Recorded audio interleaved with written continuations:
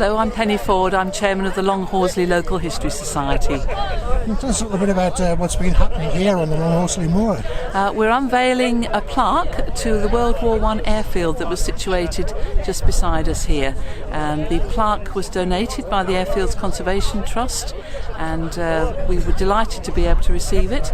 Not sure what to do with it at first, but two of our members have built a lovely plinth out of local sandstone, and it's just situated just beside where the field is and very close to the public right-of-way, so that we hope people will be able to come and see it and see what happened here in World War I.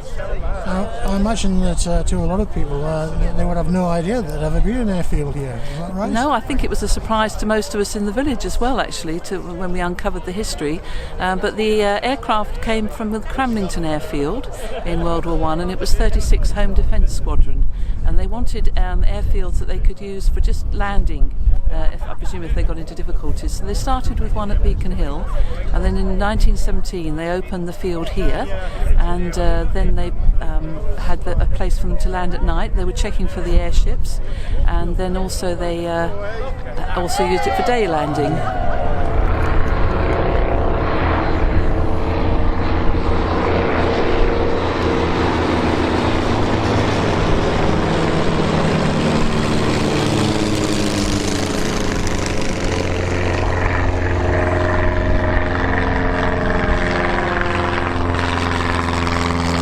I believe that you've had some help in erecting the monument. We certainly have, and we're very grateful to the Wingates Wind Farm Community Benefit Fund, who funded not only the building of the plinth to put the plaque on, but also the arrangements today, which is the transportation, refreshments, and having a nice ceremony to really unveil and make this a special occasion.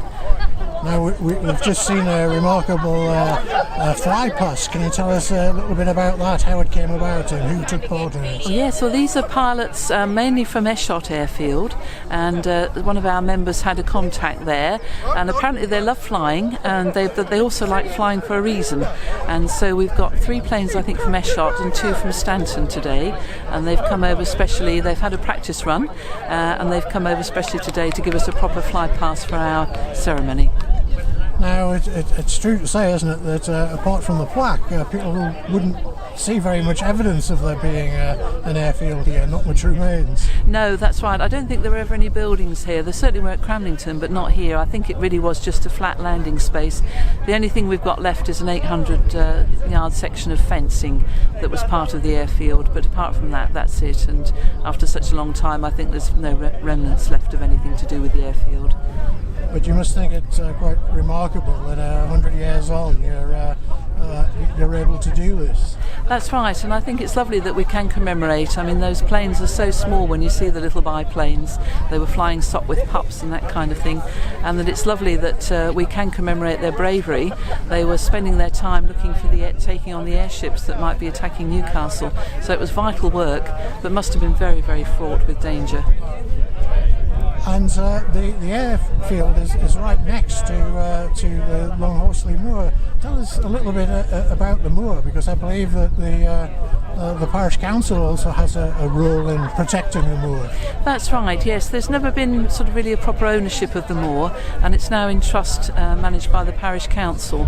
And part of the moor is a triple SI because it's one of the few remaining, in fact the largest remaining remnant of lowland heath in Northumberland. So we're managing it to restore and conserve the heath, which means removing some of the birch woodland that it's trying to become again. And they've also got a section which is just rough grassland. And we've got 2 public rights of way, and we also have a trail marked on this moor.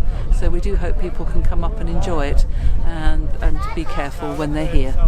I also believe you have 2 lots of animals that help look after the moor. Yes, we've got some good mowers, and we've got 32 Soay sheep, very hardy little breed that graze and help to get rid of the birch saplings, and also 5 Exmoor ponies, and they're all here courtesy of FlexiGraze. but obviously anyone who comes to walk across the moor should try to avoid those animals. Well, that's right. We'd ask you not to approach them or to feed them, but the ponies in particular are quite greedy and would become a nuisance. And also, if you keep dogs on a lead when you're up here, but otherwise to come up and enjoy the lovely views and the fresh air and the countryside. So we're here for the unveiling of the memorial to the airfield that was just in the field behind us. So I'm now going to hand over to our Mayor, Councillor Jack Gebhard, who's going to say a few words, and then we'll do the actual unveiling. But one of the big anniversaries of last year was the centenary of the armistice, the end of the First World War. And one of the things that would have been a shame had it been allowed to happen, if after the end of 100 years has passed since the end of the First World War, we all forgot about the sacrifices that were made and the contribution of our local area to that war effort. So I think this is a fantastic thing to recognise, that not only did that national effort go into winning the First World War, but also our local area is very proud of the people that lived here, that came from here, made and contributed to the war effort. So I'm really pleased to be able to unveil this statue or memorial to the airfield that was based here in Longhorsley. Right, that's it.